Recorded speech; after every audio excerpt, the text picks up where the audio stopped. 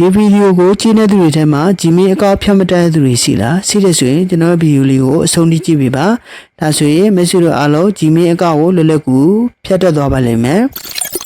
အားလုံးပဲမင်္ဂလာပါကျွန်တော်ရဲ့ YouTube channel ကနေပြန်လည်ကြိုဆိုလိုက်ပါတယ်ဒီဗီဒီယိုလေးကတော့ Gmail အကောင့်တွေကိုဖြတ်ပြမယ်ဗီဒီယိုလေးပဲဖြစ်ပါတယ် Gmail အကောင့်ကိုကျွန်တော်နီးနှမျိုးနဲ့ဖြတ်ပြပေးပါမယ်ပထမဆုံးတစ်နည်းက Gmail ထဲမှာဝင်ဖြတ်တဲ့နည်းနောက်တစ်နည်းကျတော့ဒီ setting ထဲမှာဝင်ဖြတ်တဲ့နည်းကိုပြပေးပါမယ် setting ထဲမှာဖြတ်တဲ့နည်းကိုဘာကြောင့် setting ထဲမှာဝင်ဖြတ်ရလဲဆိုတာကိုပဲဆုံးကြရင်ကျွန်တော်ရှင်းပြပေးပါမယ်အခုလောဆယ် Gmail ထဲမှာဝင်ဖြတ်တဲ့နည်းကိုပြပေးမယ်နော်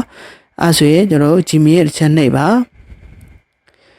ဒီလိုလေးပေါ်လာပြီဆိုရင်အောက်နေရာလေးချက်နှိပ်လိုက်ပါတော့အဲဆိုရင်ဒီလိုပေါ်လာမယ်ပေါ်လာပြီဆိုရင်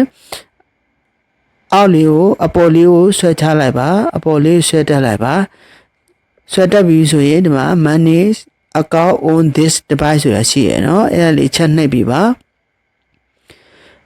ပြီးရင်တော့ Google လေးဆက်နှိပ်လိုက်ပါပြီးရင်တော့ကျွန်တော်တို့ဖုန်းထဲမှာစီးတဲ့ Gmail account မှန်သမျှအားလုံးပေါ်လာလိမ့်မယ်နော်ဒီထဲမှာကိုမကြိုက်တဲ့ Gmail ကိုကျွန်တော်ဖြတ်ပါမယ်ဒါဆိုရင်ကျွန်တော်တို့ဒီ Gmail ကိုမကြိုက်ဘူးเนาะအဲ့ဒါတက်နေလို့ပေါ့เนาะ password တွေတောင်းနေလို့ပေါ့เนาะအဲ့ဒါဒီ Gmail လေးကိုကျွန်တော်ဖြတ်မယ်ဆိုရင် Gmail တစ်ချက်နှိပ်ပါပြီးရင်တော့အပေါ်ထောင်းတာအဆက်34ကိုဆက်နှိပ်ပါ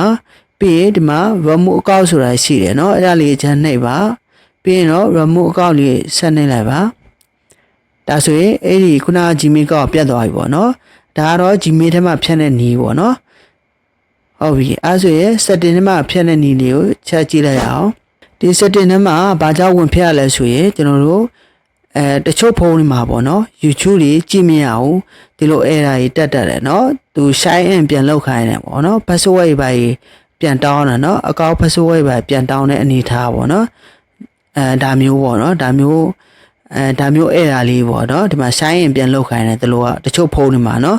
YouTube လည်းကြည့်မရဘူးအဲ့လိုမျိုးဖြစ်သွားပြီဆိုရင်ဒီ Play Store တွေလည်းသုံးမရတော့ဘူး sign in ပြန်လုပ်ခိုင်းတယ်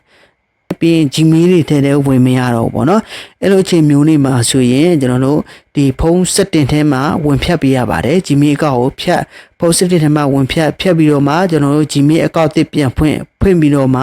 ကျွန်တော် YouTube ကိုပြန်လဲအသုံးပြုလို့ရပါမယ်Play Store ရဲ့တူတူပဲပေါ့နော်ပြန်ပြီးတော့သုံးလို့ရပါမယ်အခုကျွန်တော် setting ထဲမှာဝင်ဖြတ်မယ်ဆိုရင် setting လေးအချက်နှိပ်လိုက်ပေါ့နော်နှိပ်ပြီဆိုရင်အောက်နောက်ဆွဲချမယ်နော်ဆွဲချမယ်ဆိုရင်ဒီမှာ user account ဆိုတာရှိရနော်အဲ့ဒါလေးချက်နှိပ်မယ်ဒီလိုပုံစံမျိုးပေါ်လာပြီဆိုရင်တော့ဒီ Google လေးချက်နှိပ်ပါ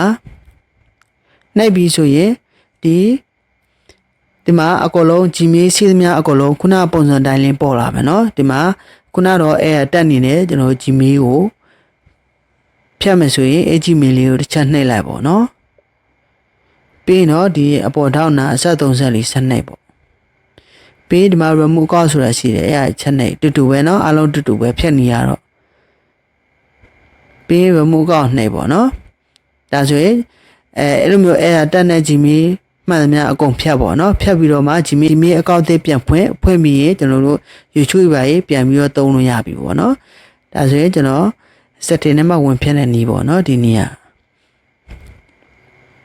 ဒါဆိုရင် Gmail အကောင့်ဖြတ်တဲ့နည်းနှစ်မျိုးကိုကျွန်တော်ပြပေးသွားတာဖြစ်ပါတယ်။ message တို့အားလုံး like လုပ်လို့ရမယ်လို့ကျွန်တော်ထင်ပါတယ်။ဒီဗီဒီယိုလေးကိုကြည့်နေတဲ့ဆိုရင် like and subscribe လေးလုပ်ဖို့အားလုံးကိုတောင်းဆိုလိုက်ပါတယ်။နောက်တဲ့ဗီဒီယိုတစ်ပုဒ်မှာထပ်တွေ့ကြရအောင်။